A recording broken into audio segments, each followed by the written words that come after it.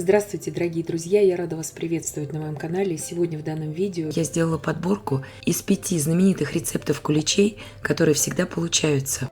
Я делаю необыкновенно нежные, вкусные, воздушные, слоистые куличи с добавлением в тесто йогурта. Куличи долго не черствеют, получаются с первого раза.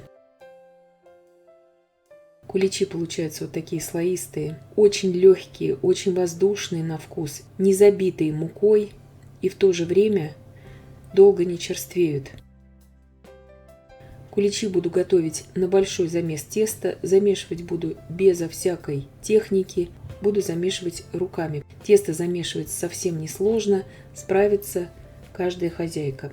Итак, здесь у меня 600 мл теплого молока, ни в коем случае не холодного, не горячего. 28 грамм сухих дрожжей. Если у вас дрожжи свежие, берите от 84 до 100 грамм свежих дрожжей. Смотрите по вашим продуктам. Если у вас свежие дрожжи, они тоже не должны быть ни в коем случае холодными. Итак, перемешиваю просто это все и добавляю туда сейчас 4 пакетика ванильного сахара по 8 грамм, то есть примерно 30 грамм ванильного сахара, либо же ваниль можете добавлять.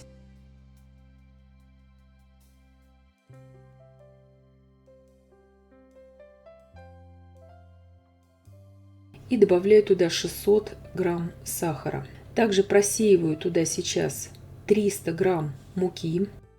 Мука у меня будет здесь 2 килограмма на все это тесто. И от общего количества 2 килограмма беру 300 грамм муки. Все это перемешиваю и накрываю сейчас крышкой. И ставлю опару примерно на полчаса. Просто на столе. Здесь 10 яиц среднего размера, весом без скорлупы примерно по 50 грамм. Отделяю от этой массы 2 желтка. Желтки мне понадобятся для смазки. В итоге у меня остается для взбивания 10 белков и 8 желтков. Добавляю туда 2 чайные ложки соли без горки и начинаю взбивать яичную массу с солью. Взбиваю яйца около 5 минут. Больше взбивать нет смысла здесь. Яйца, естественно, тоже комнатной температуры. Вообще все продукты должны быть комнатной температуры, либо такие слегка теплые для дрожжевого теста. Вот такая масса в итоге у меня получается. И добавляю сейчас туда 200 грамм греческого йогурта 10% жирности. Вы можете меньший процент жирности йогурта брать. Либо же, если у вас совсем нет никакого йогурта, можете добавить 200 грамм нежирной сметаны. Но лучше добавлять, конечно, йогурт. Именно из-за его вот этих ферментов, которые в нем находятся. Здесь я уже больше ничего не взбиваю, просто перемешиваю и буду вводить уже яичную смесь в опару. Полчаса у меня прошло, дрожжи уже активировались, опара уже увеличилась в объеме, больше я ей здесь не даю работать. В дрожжах у этих я 100% уверена, они у меня очень свежие, я всегда ими пользуюсь. Выливаю туда сейчас всю яичную массу с йогуртом и аккуратно все это перемешиваю.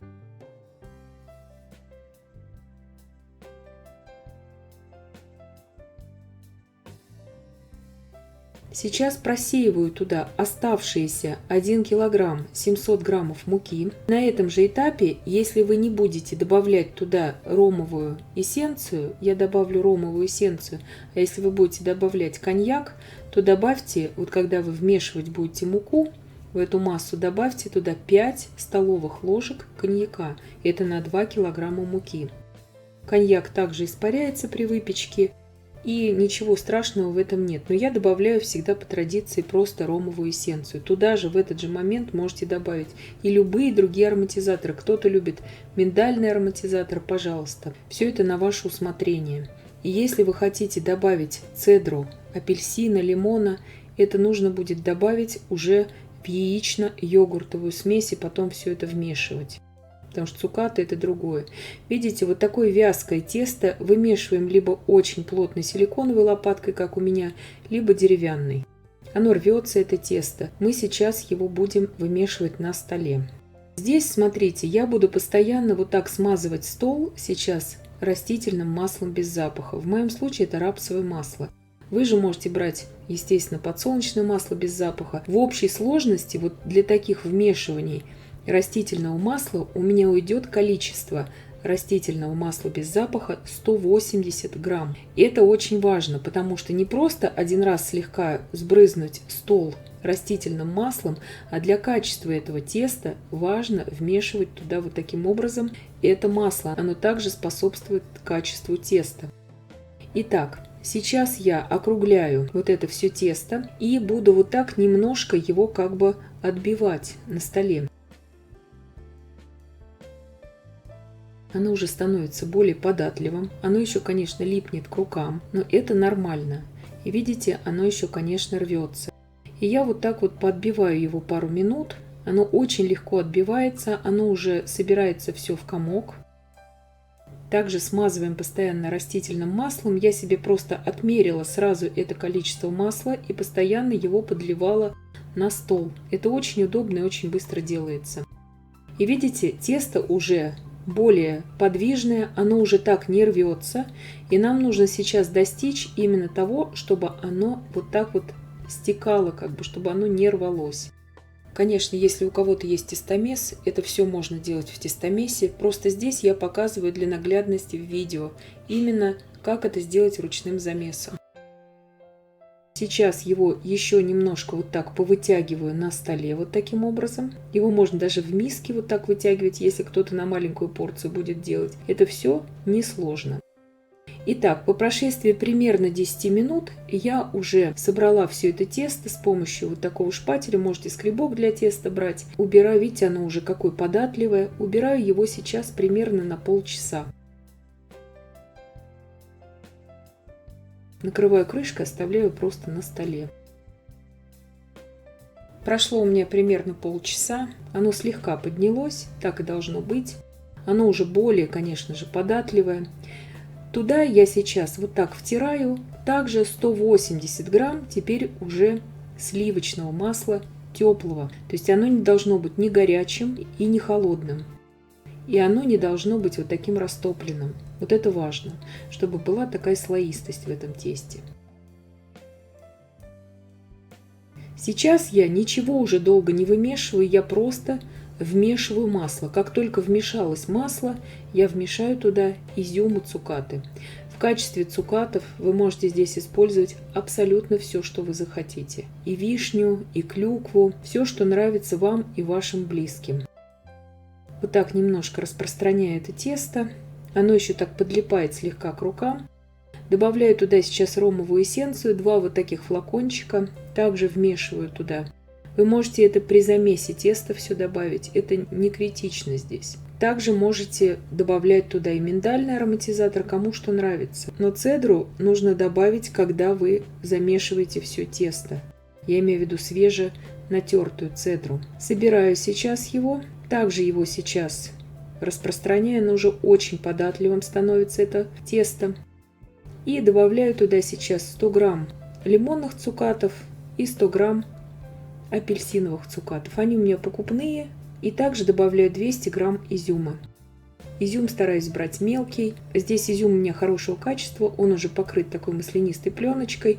Поэтому я его здесь не посыпаю мукой, не запариваю. Если кому-то нужно, у кого-то, если очень такой сухой изюм, то нужно его будет запарить, либо же лучше вымочить в коньяке и обсыпать потом мукой. Сейчас собираю все это тесто опять вместе и отправляю его на час подходить в этой же миске, смазанной растительным маслом. Все растительное масло я вмешала все, больше я его использовать здесь не буду.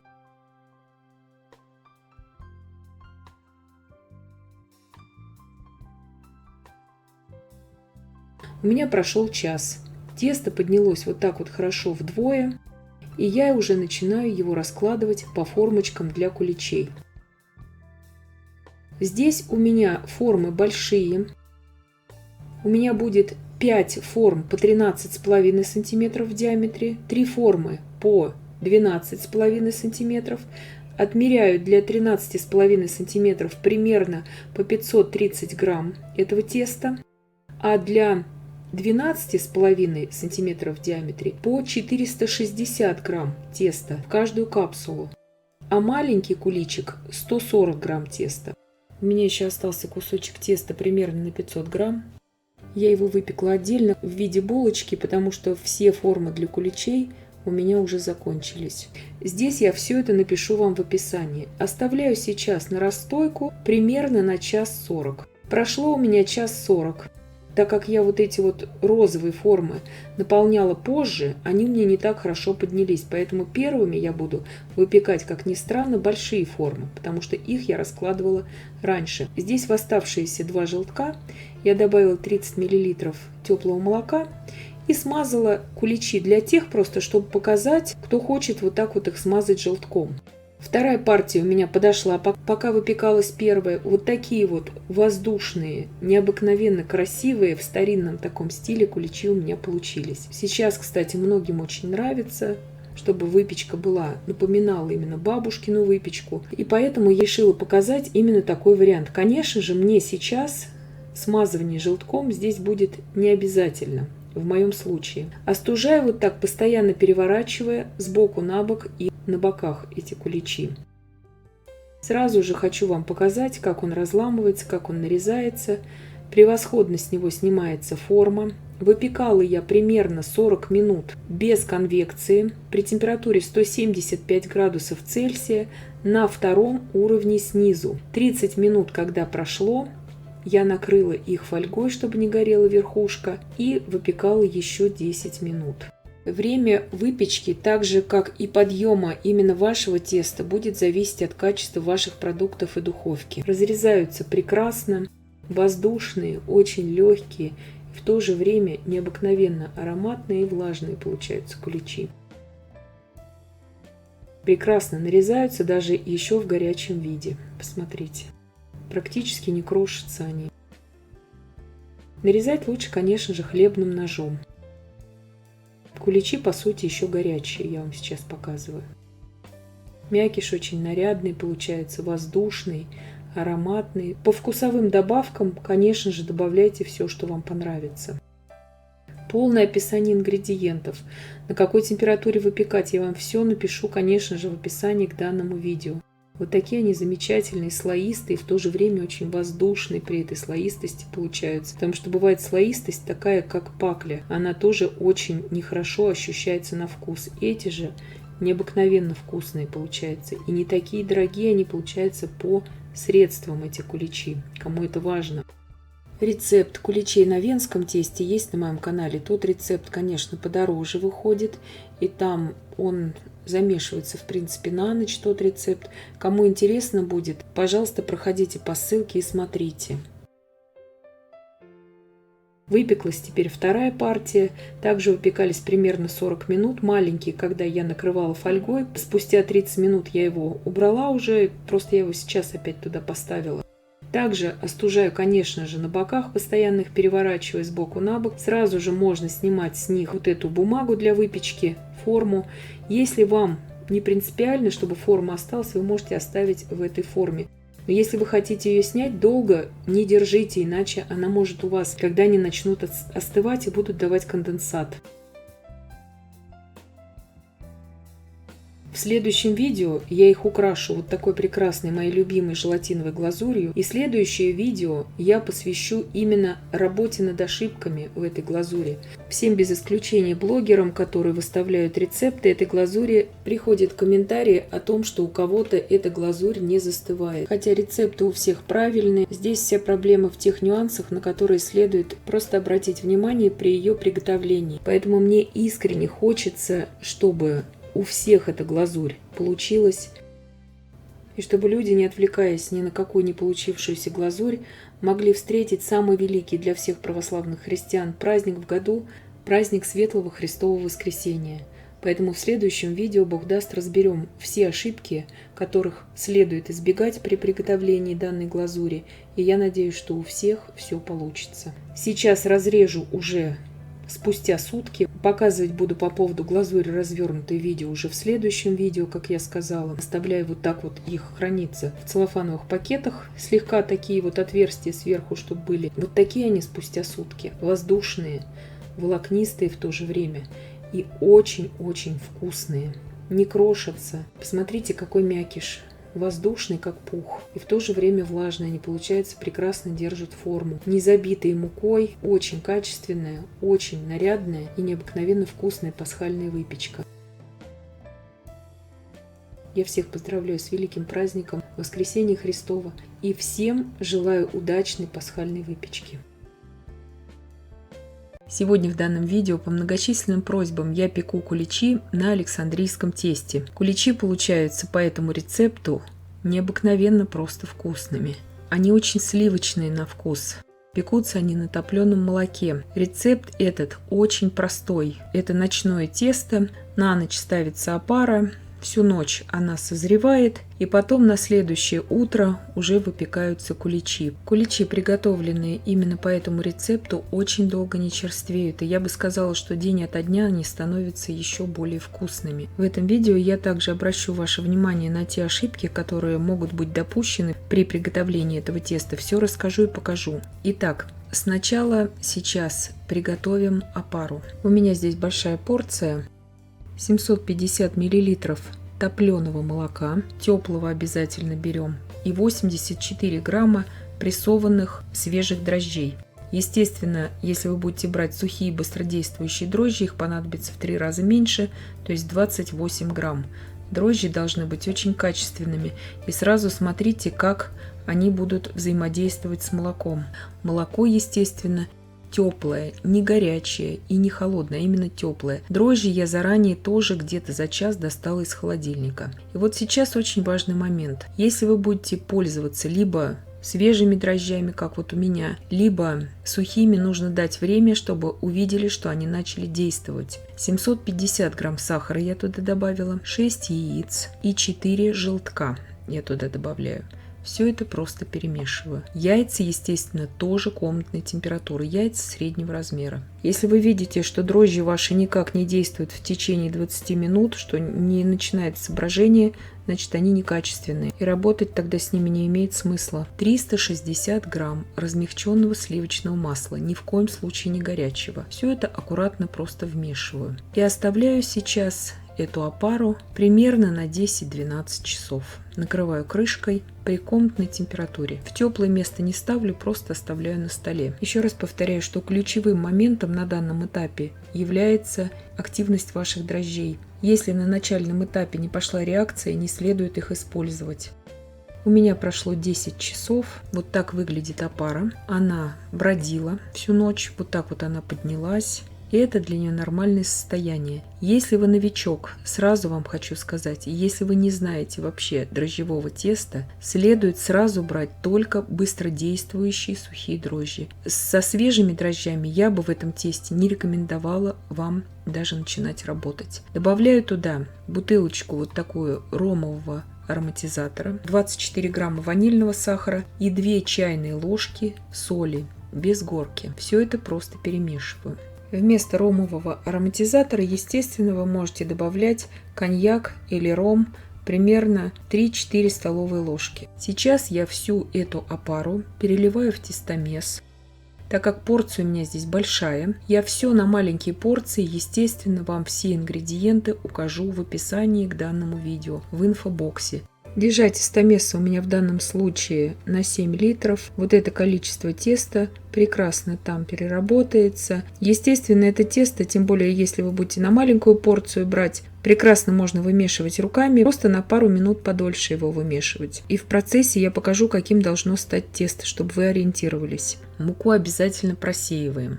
В данной муке у меня 11 грамм белка на 100 грамм продукта идет. То есть обычная мука. Такая не совсем простая и не совсем такая сильная она. Такая средняя мука. Добавляю сначала 1 килограмм 200 грамм муки. Туда сейчас просеиваю. И потом в процессе вмешаю, это уже в тестомес, еще 600 грамм муки. То есть 1 килограмм 800 грамм муки мне понадобится. Насадка крюк у меня здесь. Сначала на малых оборотах тестомеса я все это буду вымешивать, чтобы просто объединилась масса. Естественно, все это можно замешивать вручную.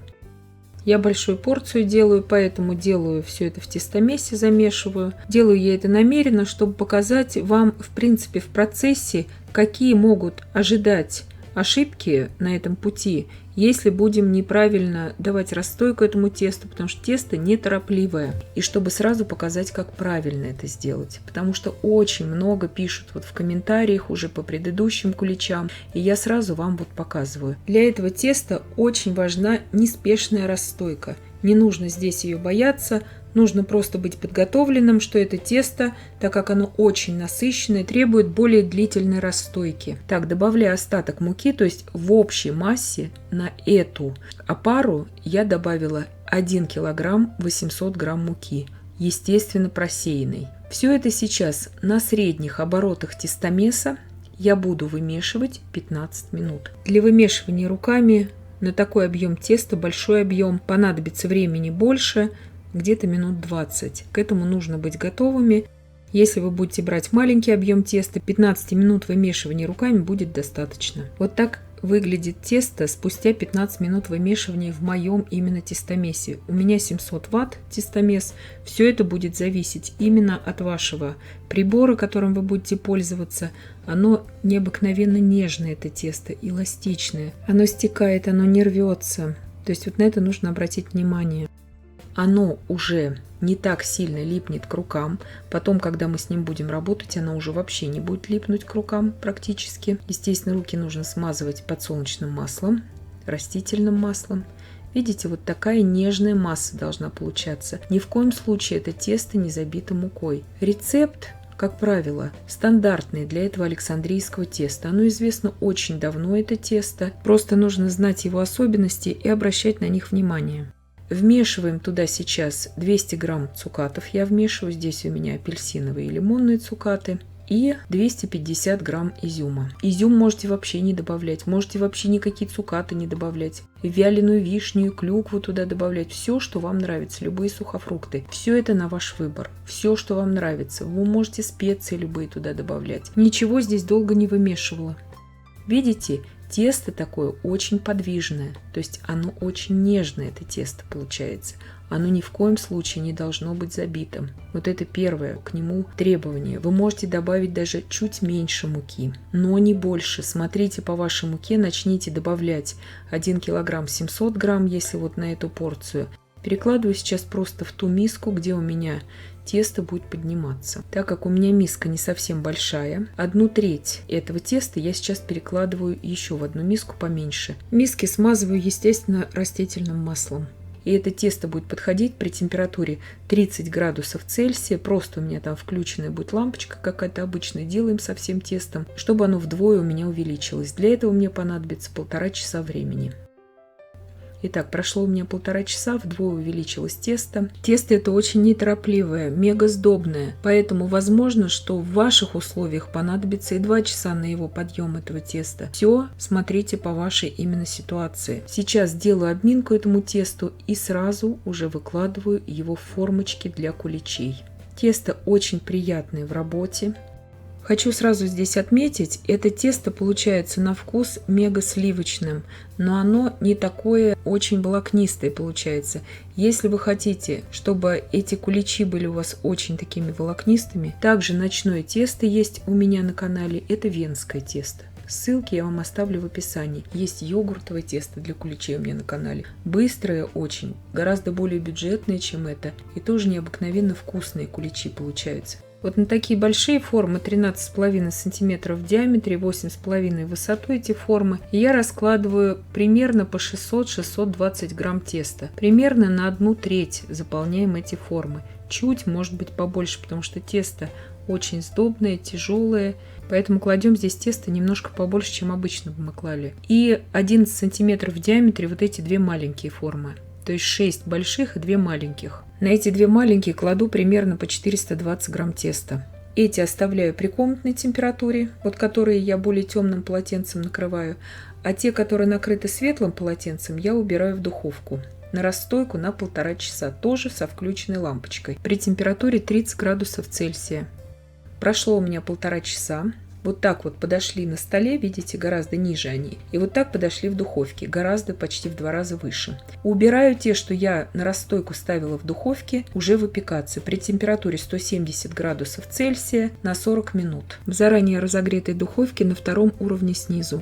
И видите, мало они расставились, они полопались. То есть это сразу вот расстойка, одно и то же тесто. И какой результат? И расстойка была быстрая. Это тесто вообще неторопливое. Вот эту вторую партию, которая у меня поднималась на столе в 2 разных формах, 13,5 см и 11 см в диаметре, я расставила на столе 3 часа. Этого бояться не нужно, они хорошо у меня подошли. Они выпекались у меня также 40 минут при температуре 170 градусов Цельсия на 2 уровне снизу. И вот такие они идеальные, ровные все получились. То есть это тесто не быстрое. Эти куличи на александрийском тесте следует делать за пару дней заранее, чтобы вы все успели.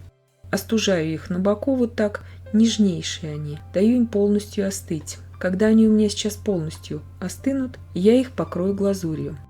Глазурь эта удивительная, очень бюджетная, очень вкусная, легкая, не на белках, не на сырых яйцах, не на лимонном соке, не на молоке и не на желатине. В следующем видео покажу, как делается эта глазурь.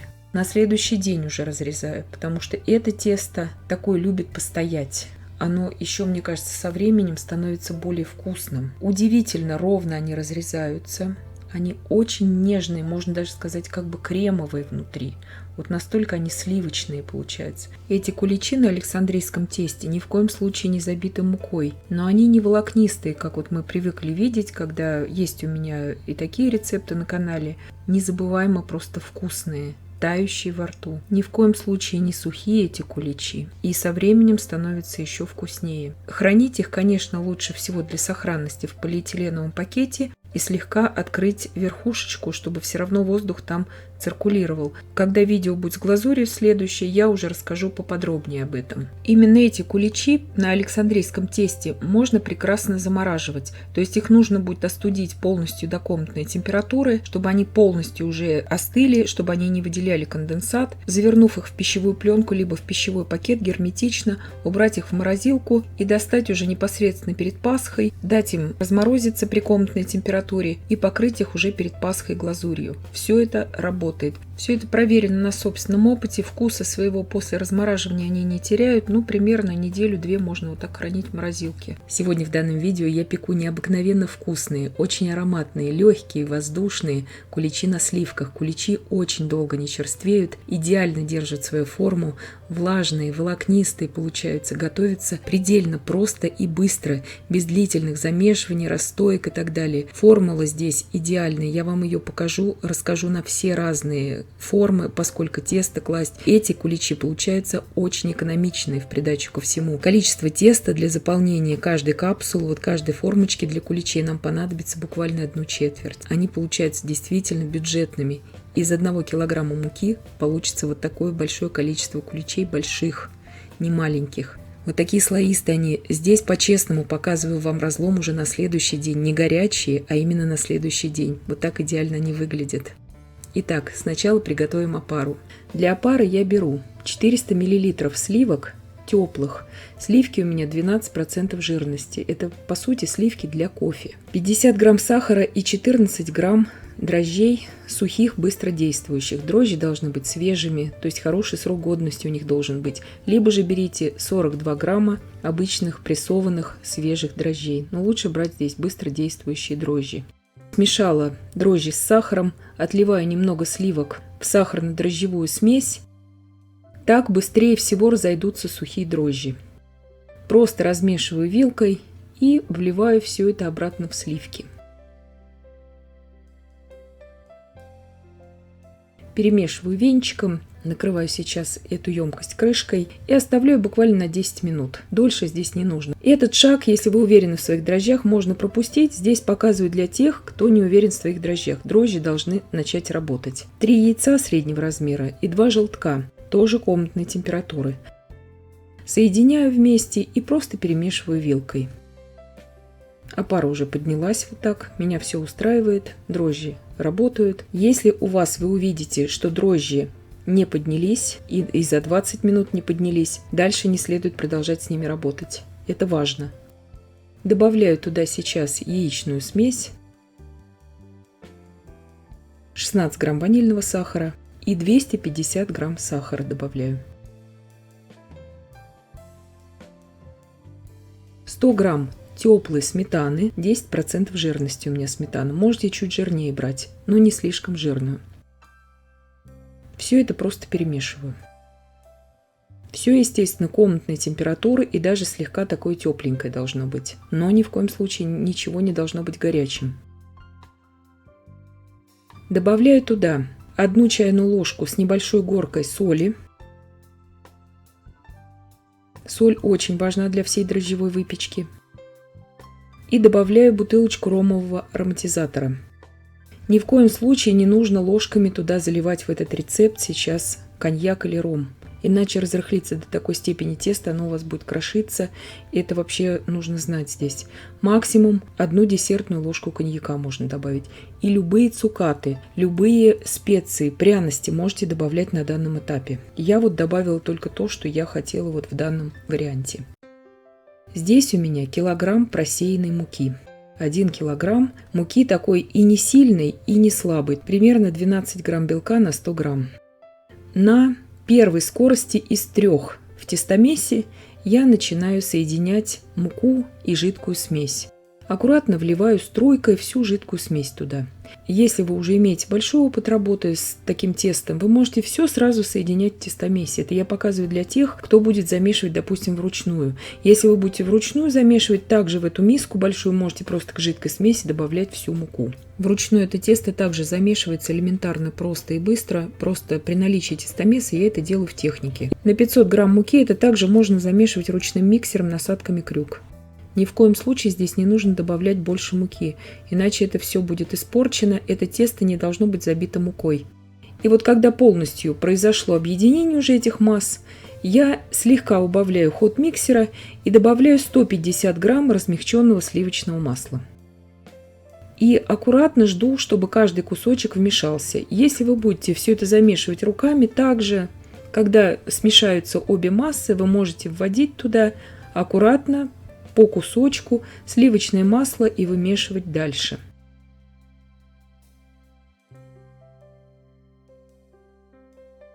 Сейчас жду, пока тестомес у меня размешает все масло с тестом. Я добавляю туда 50 грамм растительного масла без запаха. Растительное масло очень важно добавить. Не нужно его здесь заменять на сливочное. И когда я сейчас введу все растительное масло, я буду вымешивать в тестомесе все это тесто еще ровно 10 минут. Если вы будете руками это замешивать, минут 15 нужно будет замешивать. Тоже на первой скорости из 3 я замешиваю это тесто.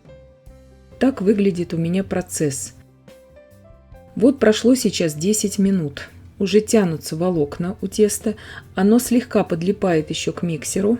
Это нормально, это так и должно быть.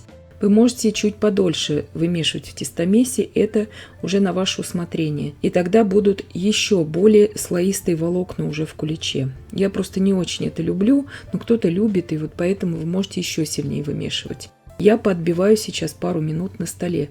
Тесто уже практически вообще не липнет к рукам. То есть я ничем не смазывала здесь руки. Все уже собирается в хорошую объединенную такую массу. Вот ровно 10 минут я вымешивала на 1 килограмм муки. Тестомес 700 ватт у меня здесь. Выкладываю все сейчас на стол. Слегка смазала растительным маслом и руки, и стол. Поотбиваю примерно 2 минуты. Вот этот шаг важно здесь сделать, потому что любой тестомес имеет свою определенную траекторию движения, и поэтому тесту зачастую недостает вот такого отбивания. Оно будет еще более нежное тогда и будет очень податливое и очень хорошо будет подниматься. Тесто становится еще более подвижным после вот такого отбивания. То есть какой бы сильный, хороший тестомес ни был, вот этот шаг я все-таки рекомендую вам проделать с отбиванием. Вы видите, уже прямо стекает тесто, вот то, что мне и нужно было. Сейчас я собираю все это тесто опять в колобочек и убираю его на расстойку ровно на 1 час в духовку на 30 градусов, то есть с включенной лампочкой, накрыв крышкой. Тесто у меня поднимется вдвое. Больше ему давать подниматься не нужно. Оно и так будет прекрасно подниматься уже в изделиях. Прошел у меня час, вдвое поднялась масса. Я сейчас его обминаю, добавлю туда цукаты, слегка также смазываю все растительным маслом, и стол, и руки. Тесто уже очень воздушное, оно прекрасно распределяется по столу, оно очень подвижное.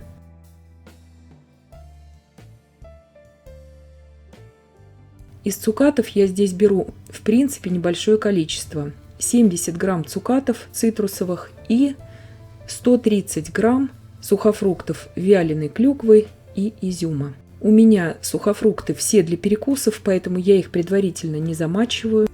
Вы же, если у вас они очень сухие, должны их будете замочить в кипятке и потом очень хорошо просушить и добавить в тесто. Либо же в роме можете выстаивать на ночь, убирать. Сворачиваю вот так все это. Почему больше сухофруктов здесь не добавляю? Потому что тесто очень нежное. Вы же можете добавлять на ваше усмотрение. Сейчас я убираю еще ровно на полчаса на расстойку. Тесто опять поднимется у меня вдвое, уже за полчаса. Также в духовке при температуре 30 градусов я расстаивала. И сейчас уже буду раскладывать по формочкам. Вот такое пышное подвижное тесто, оно дышит, прям очень хорошее тесто получается. Теперь внимание! Формочки 11 сантиметров в диаметре и 8,5 в высоту. Добавляю по 240 грамм теста в каждую формочку. Это примерно 1/4. То есть не нужно добавлять здесь больше теста. Я вам потом в процессе видео покажу, что будет, если вы добавите больше теста, какими грибами они будут выпекаться. Это у меня была пробная партия, и я положила чуть побольше теста там. Вот так вот буквально, то есть малюсенькие шарики. Я вам напишу в описании все граммовки на каждую форму, обязательно, потому что это важно. То есть обязательно добавляю буквально по 240 грамм. Можете максимум 250 грамм на 11 сантиметров в диаметре. У меня будет 3 диаметра: 11 сантиметров, 13,5 сантиметров в диаметре и 9 сантиметров. Граммовки расскажу и на 12 сантиметров в диаметре также напишу в описании к данному видео. Делаем вот такой шарик, чтобы сверху никаких цукатов не было видно, и вот так укладываем и оставляем на расстойку. То есть это тесто очень экономичное. Мы не как по обыкновению здесь на 1/3 заполняем формочки для куличей, а на 1/4 даже. То есть теста нужно действительно крайне мало.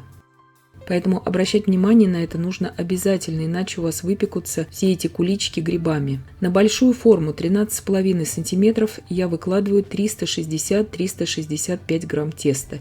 Не больше. Выпечется идеально все.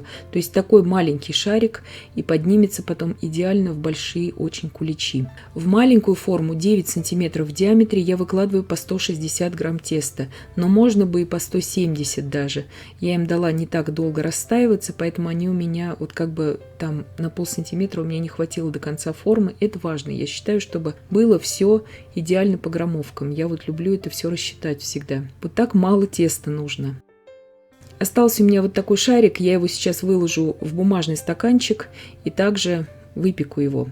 Все формы я сейчас выставила на один противень, это всего лишь с 1 килограмма муки. Такие 3 большие формы, 3 по 11 сантиметров, 3 по 9 и маленький стаканчик. Обязательно это тесто накрываем именно полиэтиленом. Никакое полотенце здесь не нужно, потому что полотенце слишком тяжелое для этого теста. Убираю сейчас на расстойку также в духовку на 1 час, 30 градусов Цельсия, у меня будет включена лампочка. Прекрасно уже расстоится тесто за этот час. Прошел у меня ровно 1 час. Вот так поднялось тесто уже. Маленькие куличи по 11 сантиметров и по 9 уберу уже на выпекание, а большие оставлю еще расстаиваться еще на полчаса. Выпекать буду при 170 градусах Цельсия, режим вверх-вниз, без конвекции. На втором уровне снизу 20 минут и еще 10 минут потом допекать буду на обдуве, то есть с конвекцией. Если уже у вас нет функции конвекция, еще 15 минут после 20 выпекайте при температуре 170 градусов Цельсия на обычном режим вверх-вниз. Вот так прекрасно выпеклись у меня первые куличи. И сейчас вторые также буду выпекать. 25 минут я выпекала на обычном режиме вверх-вниз без конвекции, на втором уровне снизу режим вверх-вниз, и еще 15 минут с конвекцией выпекала также 170 градусов. В этом рецепте мы допекаем именно с конвекцией для того, чтобы подзолотились, очень хорошо оформились бока, потому что тесто это нежнейшее, вот именно для этого мы это делаем. И вот куличи, которые я вам говорила, пробные, где я положила слишком много теста. На 60 грамм теста в большие именно формы я положила здесь по 420 грамм. Вместо 360 вот такие грибы у меня получились. То есть этого теста нужно очень мало. Меня самую это пугало, потому что я сама выводила этот рецепт. Поэтому я всегда перепекаю несколько раз, чтобы поделиться с вами уже отработанным честным рецептом и идеальными точными граммовками. Вот так выглядит очень горячий этот кулич. Вот такой он мега волокнистый. Это я едва его держу в руках, настолько он горячий, не могу даже дотрагиваться. Кому нужны вот эти волокна? Волокна там есть. То есть кто-то прям вот очень любит посмотреть на эти волокна. Но мне они как бы не принципиально так важны, потому что в разрезе все равно это не так будет видно. Вот так выглядит на следующее утро эта выпечка. Вот такая нежнейшая она. Сейчас разлом покажу уже полностью остывшей выпечки. Это то, что мы с вами выпекали здесь в видео. Это 134 мм в диаметре, то есть 13 сантиметров в диаметре. То есть самый большой диаметр кулича я вам тут разламываю, чтобы все вам показать. Вот именно для этого рецепта куличей на сливках очень важно дать им полностью остыть именно в этих бумажных формах. Именно потому, что очень нежнейшее тесто. Уже по-другому я сказать не могу. Они должны полностью оформиться и стабилизироваться в формах. Куличи нежнейшие. И на вкус, и на вид. Они практически не теряют в весе при выпекании. Вот такие они нежные получаются. Слоистость это видна также, но уже более она такая оформленная. И сейчас разрежу. При нарезании практически не крошится. Вы видите, все делаю при вас. Буквально там пару крошечек упало. Вот такой идеальный разрез у них. И вот так они идеально пружинят. И также слоистость вся видна. Сегодня в данном видео я показываю два рецепта очень быстрых, необыкновенно вкусных и ароматных куличей, которые готовятся буквально за 1 час уже вместе с выпечкой. Куличи не крошатся, готовятся без дрожжей. Второй рецепт я даже буду показывать тесто без использования яиц. И получатся они необыкновенно вкусными, нежными, долго очень не черствеют, очень ароматные и очень достойные, как идеальная просто замена дрожжевой выпечки. Кто не переносит, допустим, дрожжи, кто не употребляет дрожжи в пищу вообще. И также для тех, у кого абсолютно не будет времени выпекать дрожжевые куличи, а кто-то хочет побаловать свою семью именно домашней выпечкой. Все покажу и расскажу в данном видео. Готовится очень просто они и очень быстро. Сначала готовим первый вариант куличей с добавлением яиц. 5 яиц среднего размера, щепотку соли туда добавляю, 16 грамм ванильного сахара, либо же ванильный экстракт можете брать. Взбиваю слегка до появления пены и добавляю туда сейчас постепенно 250 грамм сахара. Сахар вы можете здесь увеличивать, можете уменьшать. Все зависит от вас, какой сладости куличи вы предпочитаете. Сразу говорю, конечно же, это кексовое такое тесто творожное с очень большим количеством творога. Но кто не переносит дрожжи или кто не хочет возиться с дрожжевым тестом или боится его, это идеальный, просто отличный вариант. Яичную массу я взбивала не более 3 минут. 80 грамм растительного масла без запаха и 80 грамм сливочного масла, растопленного, ни в коем случае не горячего. 500 грамм творога пастообразного я добавляю. Можете даже и лучше, может быть, в этом рецепте взять обычный творог крупинками, пробейте его тогда предварительно блендером. В куличи обязательно добавляю аромат рома. Вы же можете туда пару столовых ложек коньяка или очень ароматного алкоголя добавить. Это все на ваше усмотрение. Я, как правило, добавляю ромовый ароматизатор. С ним выпечка кажется уже на вкус более сдобной. Любые пряности можете добавлять. Вот на данном этапе цедру лимона, цедру апельсина, любые цукаты, все, что вам нравится. Просеиваю туда 400 грамм муки в общей сложности. Тесто не должно быть здесь забито мукой, не нужно здесь добавлять больше муки. 20 грамм разрыхлителя тоже обязательно просеиваем. Туда же я просеиваю 1/4 чайной ложки соды без горки, то есть буквально щепотку. Все это перемешиваю. Завершаю сейчас добавление муки. Просто для теста будет очень тяжело, если мы будем всю муку вводить сразу.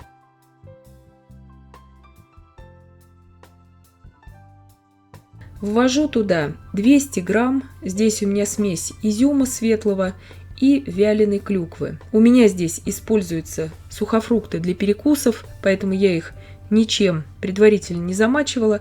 Если у вас сухой изюм, следует его замочить. Конечно, изюм предварительно можно было замочить в роме, но опять же тогда это будет не быстрый рецепт. Здесь я показываю рецепт за час. У меня будет 5 формочек по 9 на 9 сантиметров в диаметре и в высоту. Выкладываю примерно, очень трудно сказать, примерно по 350 грамм теста в каждую формочку. То есть чуть повыше половины формы. Не выше, тесто очень хорошо поднимется. Вот так ложкой, смазанной растительным маслом, разравниваю, убираю выпекаться примерно на 45-50 минут при температуре 170 градусов Цельсия в заранее разогретой духовке на 2-м уровне снизу. То есть не на среднем уровне, а на 2-м снизу. Я их переставляла уже под конец местами, потому что где-то духовка у меня пекла сильнее с одной стороны, с другой более слабо. Вот еще в очень горячем виде я разламываю, едва дотрагиваюсь до него, потому что невозможно, обжигает руки.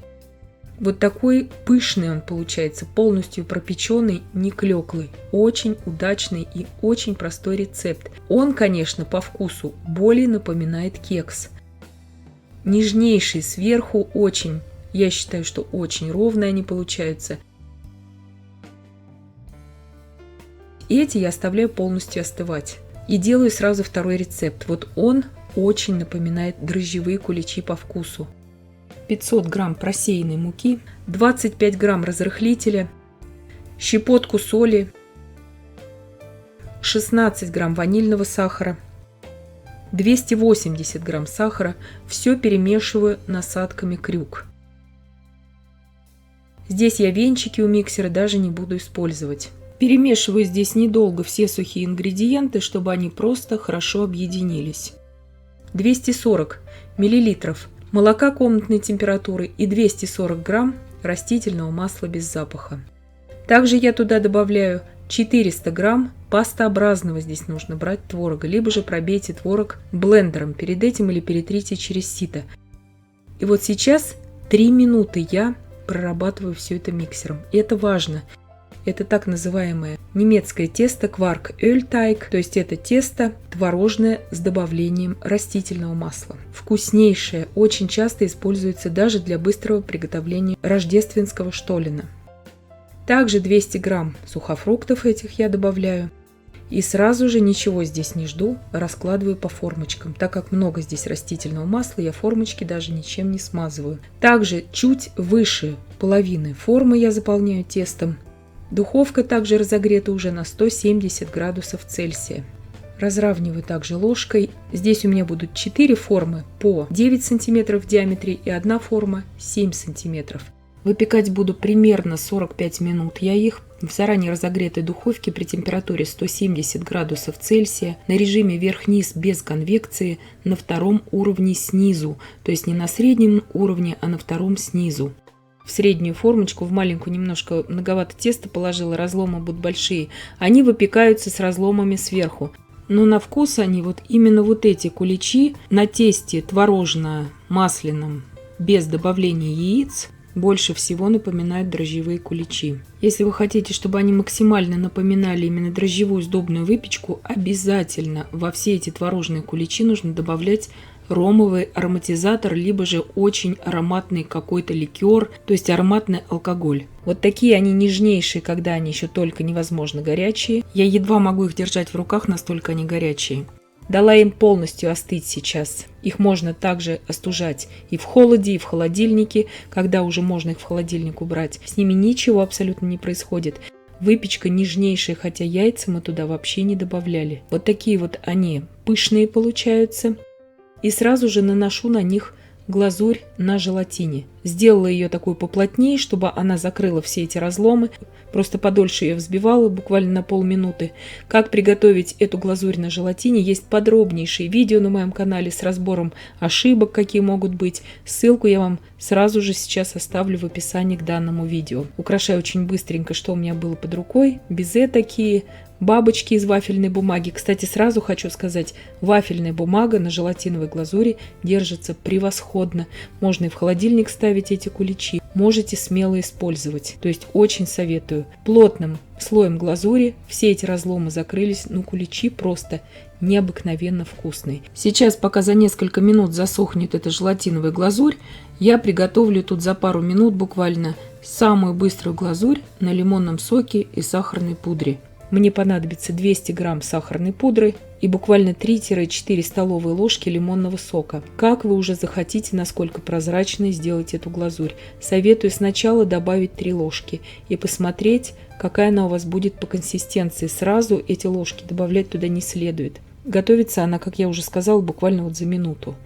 То есть в сахарную пудру постепенно добавляем по чуть-чуть совсем лимонного сока и смотрим по консистенции. Когда она дойдет, эта консистенция, до нужной нам, останавливаемся с лимонным соком, вымешиваем, чтобы не было комочков. Сразу же наношу на куличи. Куличи должны быть полностью остывшими для любой глазури. Не нужно бояться, что она так вот размазывается, как бы вот с усилием. Это нормально.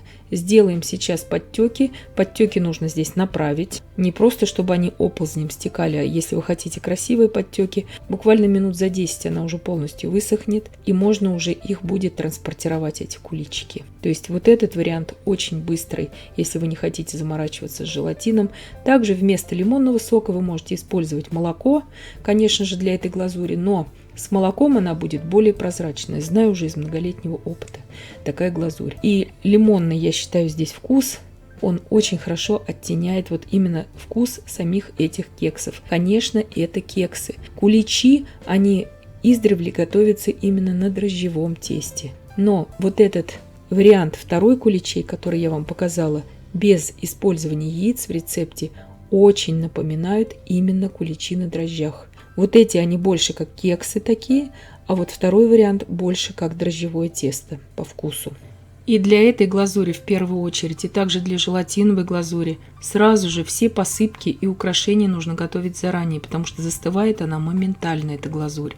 Ровно на 4 таких куличика 9 см в диаметре мне хватило плотным слоем нанести вот это количество глазури на лимонном соке и из расчета порции на 200 грамм сахарной пудры. Она уже у меня практически застыла. Вот эти нежнейшие куличи на твороге, второй, который вариант. Глазурь на желатине также моментально у меня застыла. Ссылку на приготовление идеальной этой желатиновой глазури я оставлю вам в описании к данному видео. Здесь первый кулич уже застыл. Вот эти последние, которые я наносила, еще немножко подлипают. Это на лимонном соке. Здесь глазурь еще внутри не до конца застыла на желатине. Нежнейшая глазурь. Посмотрите, какой разрез шикарный. И это без использования яиц.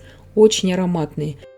Здесь, как я уже сказала, любые ароматизаторы по вкусу можете добавлять. Любую цедру цитрусовых, любые сухофрукты, любые цукаты. Я показываю просто мой вариант, обязательно ромовый. Аромат добавляю, чтобы выпечка пахла именно торжественно, с таким богатым, сдобным запахом была. Нежнейшие, они не крошатся, смотрите, когда мы их нарезаем. И готовятся вместе с выпечкой буквально 1 час. Это без преувеличения. Конечно же, большие формы для этих куличей, для выпечки этих куличей по 13 сантиметров я не советую здесь использовать. Все-таки творожное тесто, оно больше идет именно на маленькие формы, 7-9 сантиметров в диаметре. Я всех сердечно поздравляю с великим наступающим праздником Воскресения Христова и всем от всей души желаю искренне удачной пасхальной выпечки. Куличи я буду делать на венском, так называемом ночном тесте, в котором опара ставится на ночь и потом на следующее утро уже замешивается тесто. Тесто очень доступное, очень простое, справится даже новичок, который вообще не имеет никакого опыта работы с дрожжевым тестом. Тесто готовится из самых простых продуктов. Куличи я делаю именно на дрожжевом тесте. Вот такой разрез у него очень красивый получается еще у теплого кулича. Видно, что слоистая структура такая, кулич долго не черствеет и очень-очень ароматный. Понадобятся, как я уже сказала, самые простые продукты, которые есть у каждой хозяйки дома. Все продукты, естественно, комнатной температуры. И молоко берем теплое для этого. Здесь в миске у меня 8 яиц размером по 50 грамм весом. Также у меня 700 миллилитров теплого молока, не горячего, 700 грамм сахара, 400 грамм растопленного сливочного масла, теплого, не горячего, 28 грамм сухих дрожжей. Вы также можете брать живые дрожжи. Там, в зависимости от вашего производителя, от 50 до 100 грамм. Смотрите на упаковку. 1 чайная ложка соли без горки. Соль и небольшое количество сахара я отправляю в яйца, и сейчас я буду взбивать и постепенно вводить туда сахар. И пока буду взбивать яйца, я размешиваю дрожжи с молоком, даю им набухнуть в теплом молоке, ни в коем случае не в горячем и не в холодном. Яичную массу с солью и с сахаром я буду взбивать где-то минут 5, не больше. Больше мне здесь не нужно.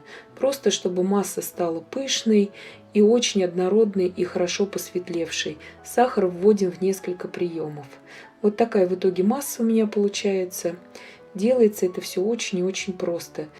Миксер мне здесь уже больше не понадобится, все остальное я уже просто замешаю сейчас лопаткой.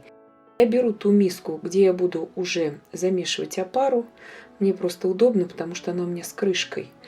И вливаю туда теплое молоко с дрожжами, это у меня здесь яичная смесь. Все это просто перемешиваю обычной силиконовой лопаткой. Масса пока что такая очень пышная, очень однородная получается. Сахар мгновенно, который еще у нас не разошелся в яйцах, мгновенно в молоке разойдется, этого бояться не нужно. И также вливаю туда теплого, ни в коем случае не горячего, растопленного сливочного масла 400 грамм. Здесь у меня замес большой на 2 килограмма муки. Накрываю все это крышкой и оставляю на 10 часов. Сейчас у меня где-то 10 часов вечера, и до 8 утра я все это оставляю просто при комнатной температуре. Не убираю ни в тепло, ни в холод, просто комнатная температура. Прошло 10 часов. Вот так выглядит опара. Опара то поднимается, то опускается. Видите, вот те бортики, где испачкалась миска, вот так вот ходила туда-сюда опара.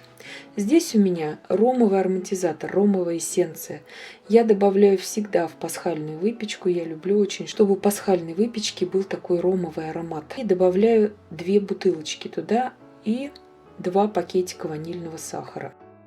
Еще раз повторяю, здесь у меня замес большой на 2 килограмма муки. Я в описании к данному видео напишу, конечно же, и на килограмм муки ингредиенты, и на полкило муки также. И просто перемешиваю сейчас силиконовой лопаткой. И здесь просеиваю. У меня 2 килограмма муки подготовлено. Я просеиваю 900 кг. То есть 100 грамм я всегда оставляю. Замешивать я буду в тестомесе.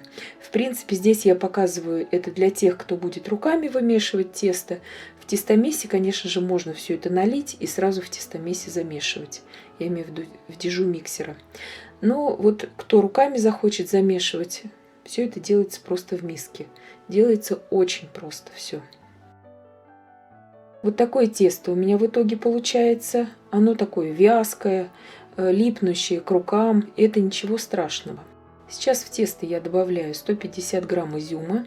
Я его не замачивала, я его просто промыла. Добавила туда где-то чайную ложку муки.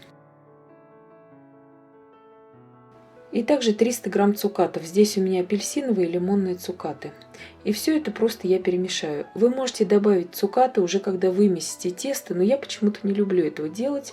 И я всегда цукаты и изюм добавляю сразу. Вы можете это делать уже после того, как вы минут 15 повымешиваете это тесто. Вот так вот я все это перемешала просто с цукатами сейчас. И сейчас я все это перекладываю в дежу тестомеса. Вы же можете это все вымешивать руками. Но так как у меня на 2 килограмма муки, руками не очень удобно вымешивать. Вот такое тесто, оно так слегка липнет к рукам. Это еще до вымешивания оно у меня. Сейчас буду вымешивать где-то минут 15 в тестомесе. Из 3 скоростей я вымешиваю на первой скорости. Еще раз повторяю, вы можете изюму цукаты добавить на самом последнем уже моменте вымешивания. Я добавляю сразу, потому что очень однородно тогда распределится у меня масса цукатов. Вот так выглядит уже на конце замешивания теста. И в процессе я добавила туда еще 100 грамм муки. Я вот об этом хочу обязательно напомнить. Оно как бы не отстает от краешков дижи-миксера. Само по себе есть такое тесто, когда оно прям дижа-миксера такая чистая. Нет, это тесто не так себя ведет, но к рукам оно абсолютно не липнет. Руки, конечно же, смазываем подсолнечным маслом. И вот такое эластичное, гладкое и красивое после 15 минут вымешивания в тестомесе. И руками тоже советую, кто маленькую порцию будет делать, руками замешивать, тоже минут 15 его вымешивать. На последнем этапе вымешивания можете добавить туда изюм и цукаты. И все, теперь я буду уже выкладывать по формочкам. Никакой расстойки отдельной я ему не делаю больше этому тесту. Теперь у меня 2 вида формочек. По 9 см в диаметре и 9 в высоту и по 13,5. Здесь те, что 9 сантиметров, я кладу где-то 250-260 грамм теста в каждую формочку. И это важно, чтобы не было потом теста либо слишком мало, либо слишком много, чтобы оно такими грибами у вас не выпеклось. И я считаю, что куличи должны быть красивыми, потому что это пасхальная выпечка, главный праздник года у православных христиан, и поэтому, конечно же, мы должны его встретить красиво тоже. Вот такие формочки у меня по 9 сантиметров в диаметре. Я их буду наполнять где-то на 1/3. 250, максимум 260 граммов. Вот так вот я образовываю шарик, скатываю, чтобы сверху у меня была как можно более гладкая и однородная поверхность. Видите? И вот в таком виде я сейчас наполняю 8 формочек. Вот эти у меня по 134 миллиметра. По сути, по 13,5 сантиметров. Большие формы. В эти формы я накладываю 560-570 грамм теста, чтобы они также были полностью заполнены и чтобы они также у нас выглядели красиво после выпекания. Я взвешиваю каждый шарик. Потом после всех этих форм у меня получится 4 больших формы и 8 маленьких. У меня остался еще небольшой шарик теста в 150 грамм. Я выпекла его потом отдельно. Также где-то на 1/3 наполняем. Кому-то покажется, что это очень мало. Это не мало. Оно потом очень хорошо поднимется. Вот у меня 8 маленьких формочек и 4 больших. Сейчас я все это накрываю полотенцем и ставлю в разогретую на 30 градусов Цельсия духовку на 2 часа. То есть расстойка должна быть такая достаточно длительная. Может быть, у вас даже чуть больше, чуть меньше понадобится. У меня 2 часа. Теперь накрываю и большие куличи, и также ставлю их на расстойку в духовку. Прошли у меня 2 часа. Вот так поднялись маленькие куличи. Теперь я разогрела духовку на 175 градусов Цельсия, даже чуть больше 2 часов.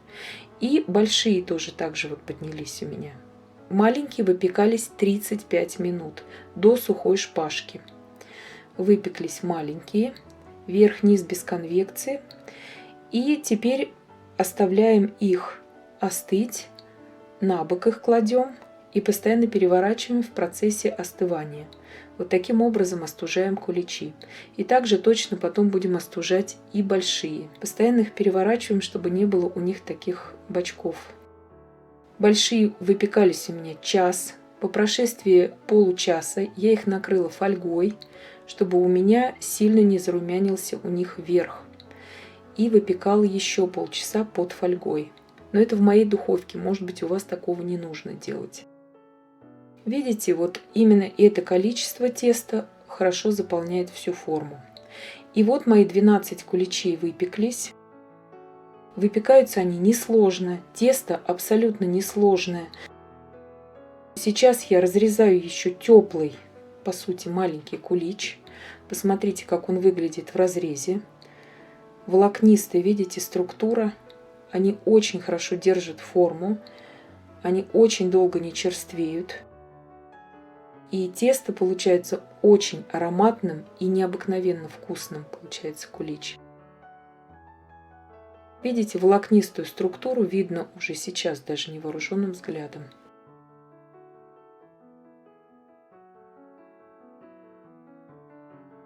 Куличи получились маленькие, примерно 250 грамм. После выпекания 245-250, в зависимости от того, сколько я накладывала. Я 250-260 грамм наполняла формы. И большие получились примерно 555 грамм, 560. То есть кому это интересно. Но я напишу все это в описании к видео. Вот сейчас я разрезаю также еще теплой форме кулич. И тоже смотрите, какой разрез. Еще у теплого кулича. И вот такой результат у нас получился. Тесто очень несложное. То есть расстаиваться даем в формах 2 часа. И потом еще, пока пекутся маленькие куличи, расстаиваются еще большие, где-то полчаса, 40 минут. И я надеюсь, что видео было полезным и познавательным. Я всех православных христиан поздравляю с великим праздником Пасхи Христовой. И надеюсь, что по этому рецепту куличи получатся у вас без проблем.